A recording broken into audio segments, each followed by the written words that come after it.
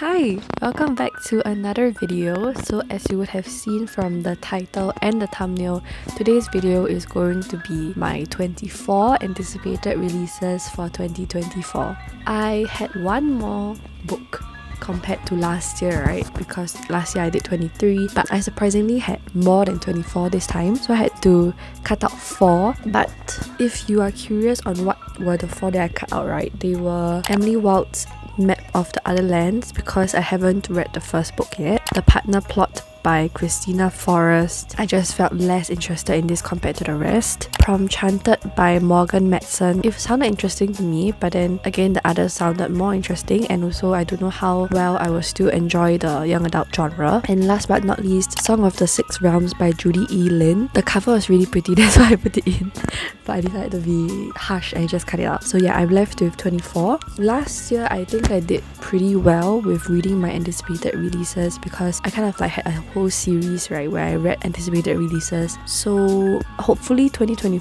will be the same, and that most of my anticipated releases will be 4 or 5 stars. Yep. We'll go by chronological order, so starting from January, A Fragile Enchantment by Alison Seft, who is the author of A Far Wilder Magic, which I have still yet to read. But okay, I didn't cut this out because I felt like this was quite interesting. So the plot: Niam has never let herself long for more. The magic in her blood that lets her stitch emotions and memories into fabric is the same magic that will eventually kill her. Determined to spend the little time she has left guaranteeing a better life for her family, Niam jumps at the chance to design the wardrobe for a royal wedding in the neighbouring kingdom of Everland. But Everland is far from the fairy tale that she imagined. While young nobles attend candlelit balls and elegant garden parties, unrest brews amid the working class. The groom himself, Kit Carmine, is prickly, abrasive, and begrudgingly being dragged to the altar as a political pawn. Okay, I paused to put on lip tint. It is so red. But when Niam and Kit grow closer, an unlikely friendship blossoms into something more, until an anonymous columnist starts buzzing about their chemistry, promising to leave them alone only if Niam helps to uncover the royal family's secret. The rot at the heart of Everland runs deep. By exposing it could risk a future she never let herself dream of, and a love she never thought possible. What interested me about this, right, was firstly the cover.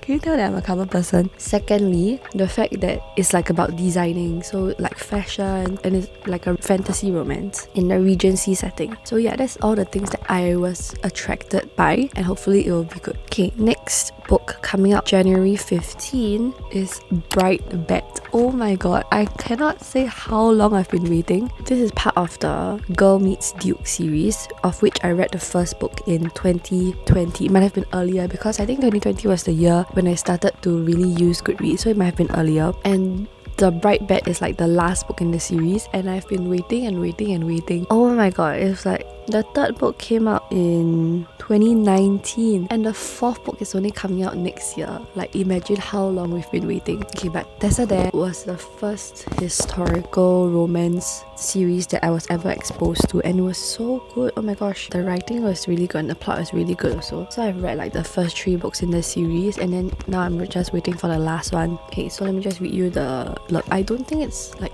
too much of a spoiler, even though it's like the 4th book, because it's more of like companion novels, like for romance novels, right? Once upon a time, 2 sworn enemies, the bookish daughter of a scholar and the devilish heir to a duke, made a pact. If they were both still single in 10 years, they would marry each other. It was a joke, Nicola thought. A duchess? Her?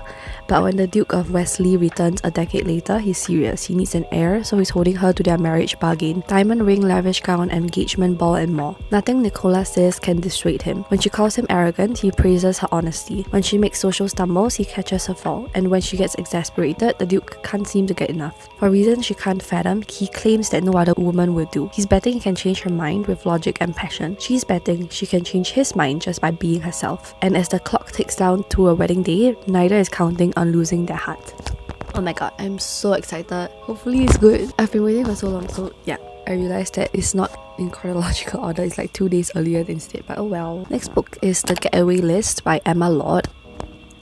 Oh my god. Recently, I've read Tweet's Cute and I loved it. I read Begin Again and I loved it. I didn't really enjoy When You Get the Chance, so I DNF'd it, but so far it's more wins than losses. This book The day of her high school graduation, Riley realizes two things. One, that she has spent the last 4 years trying so hard to be a good kid for her mom that she has no idea who she really is anymore. And two, she has no idea what she wants because of it. The solution? Pack her bags and move to New York for the summer, where her childhood best friend Tom and co-creator of the Getaway List, a list of all the adventures they've wanted to do together since he moved away, will hopefully help her get in touch with her old adventurous self and pave the road to a new future. Riley isn't sure what to expect from Tom, who has been distant since his famous mom's scriptwriting career pulled him away. But when Riley arrives in the city, their reconnection is as effortless as it was when they were young, except with one unexpected complication that will pull Riley's feelings in a direction she didn't know they could take. As she, Tom, and their newfound friends work their way through the delightfully chaotic items on the Getaway List, Riley learns that sometimes the biggest adventure is not one you take, but one you feel in your heart. I realized that with Emma Lott's books, right, I tend to just trust the author and just read, and then mostly I'll just get a good time. So yeah, that's what I'm hoping for as well. Okay, then last book in January is Canadian Boyfriend by Jenny Holiday, coming out 30th January. Once upon a time, teenage Aurora Evans met a hockey player at the Mall of America. He was from Canada, and soon he was the perfect fake boyfriend, a get-out-of-jail-free card for all kinds of sticky situations. I can't go to prom, I'm going to be visiting my boyfriend in Canada. He was just what she needed to cover her social awkwardness. He never had to know. It wasn't like she was ever going to see him again. Years later, Aurora is teaching kids dance classes and battling panic and eating disorders, souvenirs from her failed ballet career, when pro hockey player Mike Martin walks in with his daughter. Mike's honesty about his struggles with widowhood helps Aurora confront some of her own demons, and the two forge an unlikely friendship. There's just one problem. Mike is the boy she spent years pretending was her Canadian boyfriend. The longer she keeps her secret, the more she knows it will shatter the trust between them. But to have the life she wants, she needs to tackle the most important thing of all, believing in herself. Firstly, the cover, again. And then secondly, I like that there is the panic and eating disorders representation, and then also like the single parent thing. Oh my god. Yep, very excited. And it's like hockey player and ballet teacher, like oh my goodness. Okay, then we are moving on to February. Okay, this is very tentative. This is Bright by Ali Hazelwood, coming out February 6th. This is her first non-contemporary romance. Misery Luck, the only daughter of the most powerful vampire councilman of the Southwest, is an outcast again. Her days of living in anonymity among the humans are over. She has been called upon to uphold a historic peacekeeping alliance between the vampires and their mortal enemies, the Wares, and she sees little choice but to surrender herself in the exchange again. Wares are ruthless and unpredictable, and their alpha, Lo Morland, is no exception. He rules his pack with absolute authority, but not without justice. And unlike the vampire council, not without feeling. It's clear from the way he tracks Misery's every movement that he doesn't trust her. If only he knew how right he was. Because Misery has her own reasons to agree to this marriage of convenience, reasons that have nothing to do with politics or alliances, and everything to do with the only thing she's ever cared about. And she is willing to do whatever it takes to get back what's hers, even if it means a life alone in Were territory, alone with the wolf. Very tentatively, but because it's Ali Hazelwood. Okay, continuing. February 13, we have two books, but firstly, Fangirl Down by Tessa Bailey. Okay, Tessa Bailey wrote It Happened One Summer, Fix Her Up, Window Shopping, Unfortunately Yours, and Wreck the Halls. All of which, right, my ratings weren't the best for. I DNF'd Unfortunately Yours, Wreck the Halls. I gave 2 or 2.5 stars. Window Shopping was the only one that I moderately enjoyed. I gave it like 4 stars. Fix Her Up, I gave 3 stars, and It Happened One Summer, I gave 3 stars. So not the best track record, but her covers are so cute, and it's always like I want to give her another chance because I feel like the books are interesting. So same for this one. This is the first book in the series, Big Shots. Wells Whittaker was once golf's hottest rising star, but lately all he has to show for his promising career is a killer hangover, a collection of broken clubs, and one remaining supporter. No matter how bad he plays, the beautiful sunny redhead is always on the sidelines. He curses, she cheers. He scowls, she smiles. But when Wells quits in a blaze of glory and his fangirl finally goes home, he knows he made the greatest mistake of his life. Josephine Doyle believed in the gorgeous grumpy golfer even when he didn't believe in himself. Yet after he throws in the towel, she begins to wonder if her faith was misplaced. Then a determined Wells shows up at her door with a wild be his new caddy, help him turn his game around and split the prize money. And considering Josephine's professional and personal life is in shambles, she could really use the cash. As they travel together, spending days on the green and nights in neighboring hotel rooms, sparks fly. Before long, they're inseparable. Wells starts winning again, and Josephine is surprised to find a sweet, hot beautiful guy underneath his gruff, growly exterior. This hot man wants to brush her hair, feed her snacks, and take bubble baths together. Is this real life? But Wells is technically her boss, and an athlete falling for his fangirl would be ridiculous, right? Next book, also February 13, With a Little Luck by Marissa Mayer and Chuck Gonzalez as a contributor. This is a sequel / companion novel to Instant Karma, which I really loved when I first read it. Jude is determined to fly under the radar. He just wants to draw his comics, host regular D&D night with his friends, work at his parents' vinyl record store, and escape high school as unscathed as possible. That is, until the night he comes across a mysterious 20-sided dice and finds himself inexplicably gifted with a bout of supernatural good luck. Suddenly, everything Jude has ever wanted is within reach. His first art submission is accepted to his favourite fanzine. He helps his friend's song become a finalist in a songwriting competition, and he's the 100th caller to a local radio contest, winning him a pair of coveted concert tickets, which he uses to ask out the popular girl he's been crushing on since elementary school. For a few blissful weeks, he feels invincible, but when he loses the magic dice at a local music festival, his luck takes a turn for the worse. He struggles to reclaim his good fortune while fighting off long-buried feelings for his best friend, who is definitely not the girl he's supposed to be in love with. Can Jude risk stepping into the spotlight long enough to win the true girl of his dreams, or is he doomed to be unlucky in love forever? So it's like really similar premise to Instant Karma, which I really love, so hopefully this will be the same. Sorry, we actually have 3 books coming out on February 13. This is The Catch by Amy Lear, and it's the 3rd book in the Influencer series, first of which was Set on You, second of which was X's and O's. I gave X's and O's 5 stars, so I have so high expectations for this one. In a last-ditch effort to rescue her brand from the brink of irrelevance, Boston fashion influencer Melanie Carlson finds herself in a rural fishing village on the east coast of Canada. The only thing scarier than nature itself, the burly and bearded bed and breakfast owner and fisherman Evan Whaler, who single-handedly disproves the theory that Canadians are nice. After a boating accident lands Evan unconscious in the hospital, Mel is mistaken for his fiancé by his welcoming yet quirky family, who are embroiled in a long-standing feud over the B&B. In a bold attempt to mend family fences, Mel agrees to fake their engagement for 1 week in exchange for Evan's help with her social media content. Oh my god, it's fake dating! When I first read this premise, I thought it would be very similar to It Happened One Summer, but I don't think that book had the element of like fake dating, so hopefully I enjoy this more because I do enjoy the trope of fake dating. So yeah, now we are moving on to March. Coming out March 5th, Murder Road by Simone St. James. So Simone St. James wrote the Book of Cold Cases, which I thought it was okay, and I've been wanting to check out The Sundown Motel and The Broken Girls, so this is also one of my anticipated as well. July 1995, April and Eddie have taken a wrong turn. They're looking for the small resort town where they plan to spend their honeymoon. When they spot what appears to be a lone hitchhiker along the deserted road, they stop to help.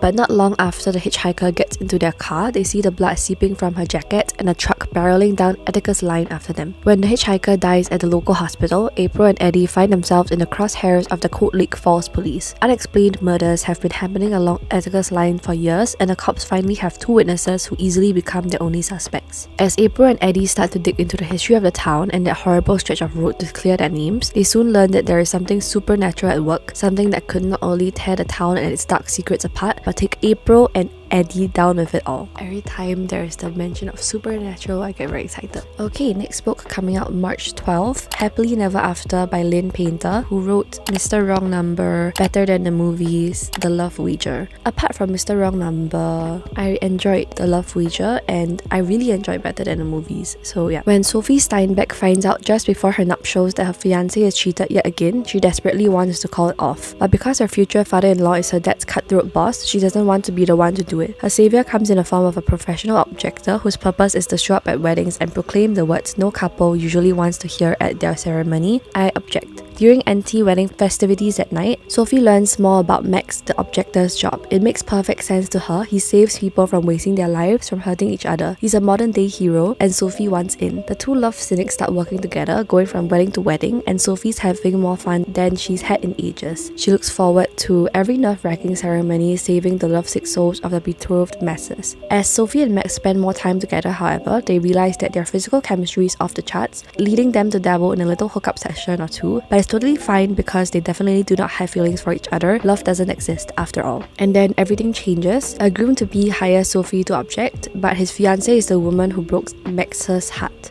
As Max wrestles with whether he can be a party to his exes getting hurt, Sophie grapples with the sudden realization that she may have fallen hard for a partner in crime. Oh my god, it's so interesting, right? Like, I have never read about a wedding objector before. Okay, last book in March, The Good, the Bad and the Aunties by Jessie Q Sutanto, which is the third book in the Auntie series. I really loved Dowry for Aunties. Four Aunties and a Wedding was not for me, but hopefully the last book will be. What should have been a family celebration of Chinese New Year descends into chaos when longtime foes crash into the party. After an ultra-romantic honeymoon across Europe, Maddie Chan and her husband Nathan have landed in Jakarta to spend Chinese New Year with an entire extended family. Chinese New Year, already the biggest celebration of the lunar calendar, gets even more festive when a former beau of second aunts shows up at the Chan residence bearing extravagant gifts. He's determined to rekindle his romance with second aunt, and the gifts are his way of announcing his courtship. His grand gesture goes awry, however, when it's discovered that not all the gifts were meant for second aunt and the Chans. One particular gift was intended for a business rival to cement their alliance and included by accident.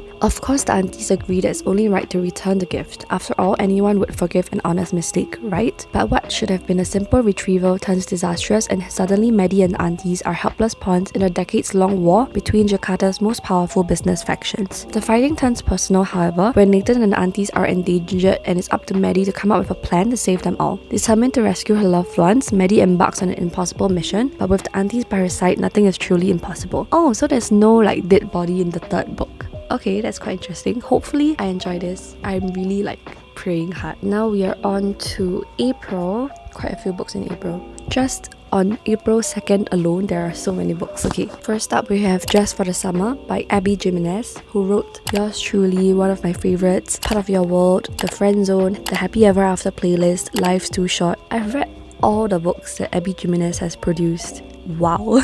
Justin has a curse, and thanks to a Reddit thread, it's now all over the internet. Every woman he dates goes on to find their soulmate the second they break up. When a woman slides into his DMs with the same problem, they come up with a plan. They'll date each other and break up. Their curses will cancel each other's out, and they'll both go on to find the love of their lives. It's a bonkers idea, and it just might work. Emma hadn't planned that her next assignment as a traveling nurse would be in Minnesota, but she and her best friend agree that dating Justin is too good of an opportunity to pass up, especially when they get to rent an adorable cottage on a private island on Lake Minnetonka. It's supposed to be a quick fling just for the summer, but when Emma's toxic mother shows up and Justin has to assume guardianship of his 3 siblings, they're suddenly navigating a lot more than they expected, including catching real feelings for each other. What if this time fate has actually brought the perfect pair together? It sounds so cute already, oh my god. Okay, next is also April 2nd, The Rule Book by Sarah Adams. Sarah Adams wrote the cheat sheet When in Rome and Practice Makes Perfect, of which I really loved Practice Makes Perfect and When in Rome. Cheat sheet was enjoyable also. Nora McKenzie's entire career lies in the hands of famous NFL tight end Derek Pender, who also happens to be an extremely hot college ex-boyfriend. Nora didn't end things as gracefully as she could have back then, and now it's come back to haunt her. Derek is her first client as an official full-time sports agent, and he's holding a grudge. Derek has set his sights on a little friendly revenge. If Nora McKenzie, the first girl to ever break his heart, wants to be his agent, he'll let her be his agent. The plan is to make Nora's life absolutely miserable, but if Derek knows anything about the woman he once loved, she won't quit easily. Instead of giving in, Nora starts a scheme of her own. But then a wild night in Vegas leads to Nora and Derek in bed the next morning married. With their rulebook out the window, could this new relationship be the thing to save their careers? Oh my god, the married part threw me off. But yeah, okay. Also coming out April 2nd, the reappearance of Rachel Price. Holly Jackson wrote the A Good Girl's Guide to Murder series, which I really loved, except for the last book I was like a bit old. She wrote 5 Survive, but I've yet to do that. Lights, Cameras, Lies. 18-year-old Belle has lived her whole life in the shadow of her mom's mysterious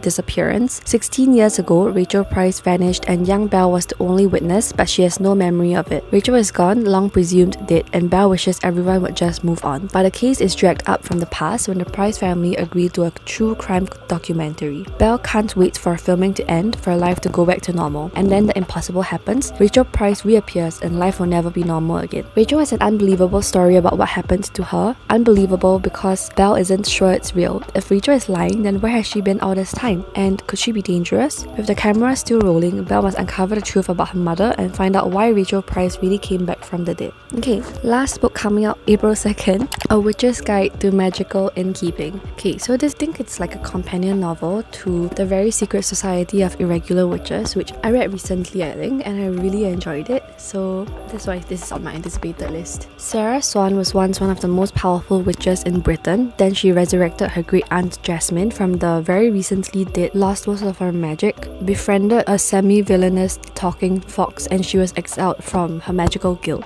Now she, slightly reluctantly and a bit grumpily, helps Aunt Jasmine run an inn in Lancashire where she deals with her quirky guest shenanigans, tries to keep the talking fox in check, and longs for the magical future she lost. When she learns about an old spell book that could hold the secret to restoring her power, she finds herself turning to Luke Larson, a gorgeous and icy historian who might be the only person who can help her unlock the book's mysteries. The fact that he also happens to be her one-night stand from years ago is totally irrelevant. Wait, Goodreads pushed back the publication date, so now it is September 10 instead. Oh wells. Okay, next, coming out April 23rd is Funny Story by Emily Henry. Again, an author who most of the books I've read and from which I really enjoyed Book Lovers and Beach Read. Daphne always loved the way her fiancé Peter told their story, how they met on a blustery day, fell in love over an errant hat, and moved back to his lakeside hometown to begin their life together. He really was good at telling it, right up until the moment he realized he was actually in love with his childhood best friend Petra, which is how Daphne begins her new story, stranded in beautiful Waning Bay, Michigan, without friends or family but with a dream job as a children's librarian that barely pays the bills, and proposing to be roommates with the only person who could possibly understand her predicament, Petra's ex, Miles Nowak. Scruffy and chaotic, with a penchant for taking solace in the sounds of heartbreak love ballads, Miles is exactly the opposite of practical, buttoned-up Daphne, whose co-workers know so little about her they have a running bet that she's either FBI or in witness protection. The roommates mainly avoid one another until one day, while drowning their sorrows, they form a tenuous friendship and a plan. If said plan also involves posting deliberately misleading photos of their summer adventures together, well, who could blame them? Until they actually fall in love.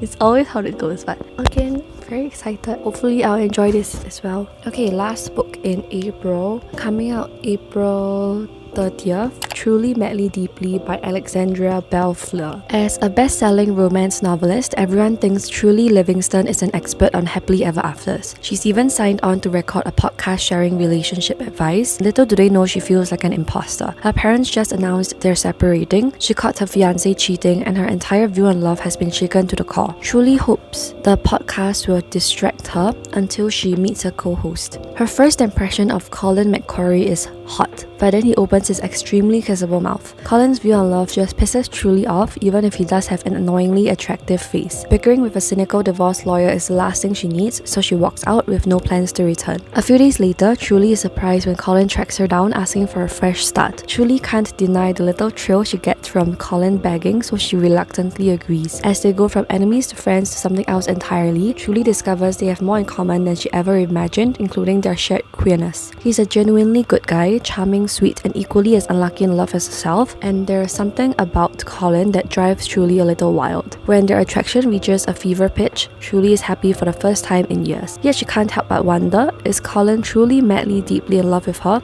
or is it all too good to be true? Okay, moving on to the only book that comes out in May that I am excited for, Paradise Problem by Christina Lauren, coming out May 14. Anna Green thought she was marrying Liam Weston for access to subsidized family housing while at UCLA. She also thought she had signed divorce papers when the graduation caps were tossed, and they both went on their merry ways. 3 years later, Anna is a starving artist living paycheck to paycheck, while West is a Stanford professor. He may be one of 4 heirs to the Western Foods conglomerate, but he has little interest in working for the heartless corporation his family built from the ground up. He is interested, however, in his $100 million inheritance. There is just one catch. Due to an antiquated clause in his grandfather's will, Liam won't see a penny until he's been happily married for 5 years. Just when Liam thinks he's in the home stretch, pressure mounts from his family to see this mysterious spouse, and he has no choice but to turn to the one person he's afraid to introduce to his 1%er parents, his unpolished, not-so-ex-wife. But in the presence of his family, Liam's fears quickly shift from whether whether the feisty, foul-mouthed, pain-splattered Anna can play the part, to whether the toxic world of wealth will corrupt someone as pure of heart as his surprisingly grounded and loyal wife. Liam will have to ask himself if the price tag on his flimsy cover story is worth losing true love that sprouted from a lie. Okay, last few books left. Moving on to June.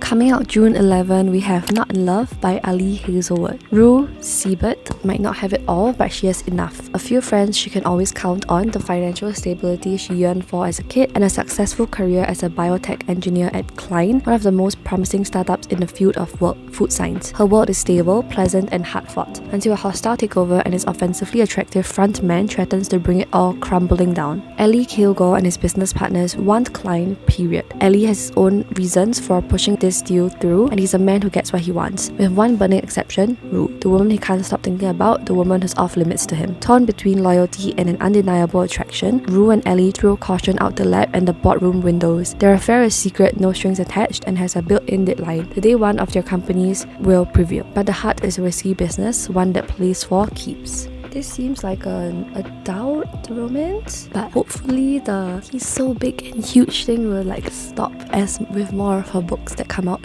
Okay, then we have also coming out June 11, The Rom-Comers by Catherine Santa. I read The Bodyguard by her and I thought it was quite interesting and quite fun to read about. Emma Wheeler desperately longs to be a screenwriter. She spent her life studying, obsessing over, and writing romantic comedies, good ones that win contests. But she's also been the sole caretaker for her kind-hearted dad who needs full-time care. Now when she gets a chance to rewrite a script for famous screenwriter Charlie Yates, her personal writing god, it's a brick too big to pass up. Emma's younger sister steps in for caretaking duties, and Emma moves to LA for 6 weeks for the writing gig of a lifetime. But what is it they say? Don't meet your heroes? Charlie Yates doesn't want to write with anyone, much less a failed nobody screenwriter. Worse, the romantic comedy he's written is so terrible it might actually bring on the apocalypse. Plus, he doesn't even care about the script, it's just a means to get a different one greenlit. Oh, and he thinks love is an emotional Ponzi scheme. But Emma's not going down without a fight. She will stand up for herself and for rom-coms and for love itself. She will convince him that love stories matter even if she has to kiss him senseless to do it. But what if that kiss is accidentally amazing? What if real life turns out to be so much more real than fiction? What if the love story they're writing breaks all Emma's rules and comes true? Next book coming out 18 June, Middle of the Night by Riley Sager. I have the only one left on my to-be-read shelf right now. So yeah, I really liked Home Before Dark by the author. The worst thing to ever happen on Hemlock Circle occurred in Ethan Marshall's backyard. One July night, 10-year-old Ethan and his best friend and neighbor, Billy, fell asleep in a tent set up on a manicured lawn in a quiet, quaint New Jersey cul-de-sac. In the morning, Ethan woke up alone.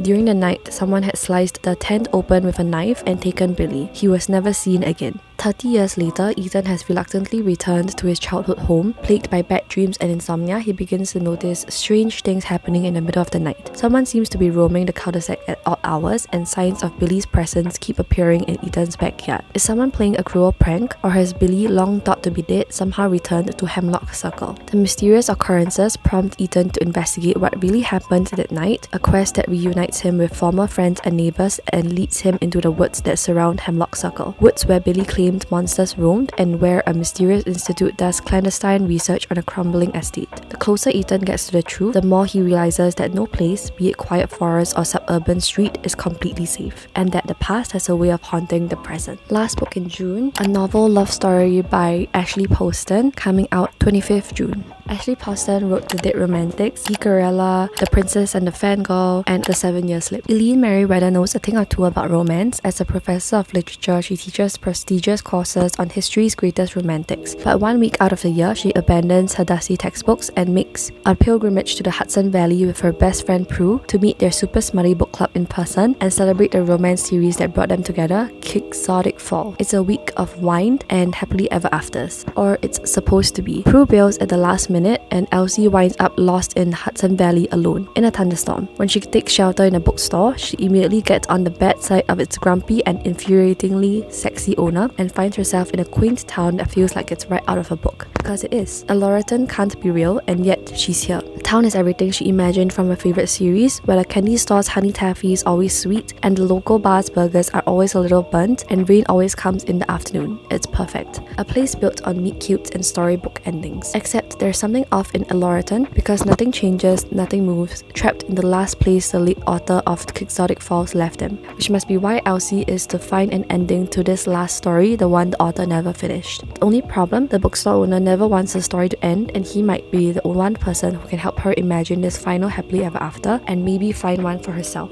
Wait, so is this like a fantasy? I'm so confused, but okay, anyway, I am interested. Moving on to August. The Breakup Pact by Emma Lord. August 13. June and Levi were best friends as teenagers until the day they weren't. Now June is struggling to make rent on her beachside tea shop. Levi is living a New York cliché as a disillusioned hedge fund manager and failed novelist, and they've barely spoken in years. But after they both experience public, humiliating breakups with their exes that spread like wildfire across TikTok rabbit holes and daytime talk shows alike, they accidentally make some juicy gossip of their own. A photo of them together has the internet convinced they're a couple. With so many people rooting for them, they decide to put aside their rocky past and make a pact to fuel the fire. Pretending to date will help June's shop get back on its feet and make Levi's ex realize that she made a mistake. All they have to do is convince the world they're in love, one soon worthy photo op at a time. 2 viral breakups, 1 fake relationship, 5 sparkling heart-pounding dates. June and Levi can definitely pull this off without their hearts getting involved, because everyone knows fake dating doesn't come with real feelings,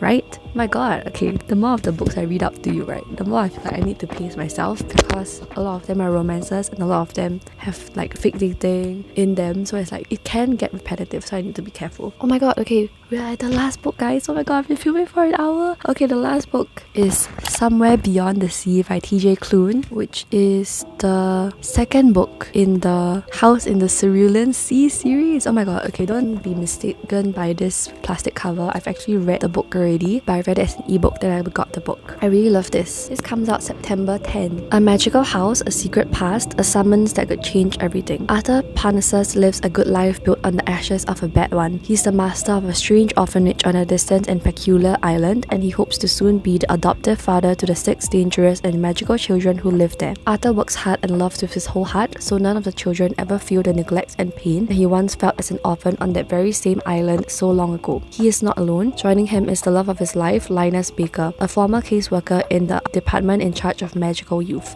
And there's the island's sprite, Zoe Chapel-White, and her girlfriend, Maya Helen Webb. Together, they will do anything to protect the children. But when Arthur is summoned to make a public statement about his dark past, he finds himself at the helm of a fight for the future that his family and all magical people deserve. And when a new magical child hopes to join them on their island home, one who finds power in calling himself Monster, a name that Arthur worked so hard to protect his children from, Arthur knows they're at a breaking point. Their family will either grow stronger than ever or fall apart. Welcome back to Marcia's Island. This is Arthur's story. My god, I'm so excited! The welcome back hit me so hard. Okay. With that, I have come to the end of this super long video. I can't believe I've been filming for an hour. Oh my god, okay. I hope this list introduced you to more books that you have not yet heard about. If you are anticipating a book that is not on this list, let me know down in the comments below as well, and let's have a discussion in the comments. If you like this video, please give me a thumbs up. Consider subscribing to my channel to see more of such content. I hope you're having a great day or a great week whenever or wherever you're watching. Remember to stay hydrated. If you're still watching, comment a fireworks emoji. Yeah, I'll see you in my next video.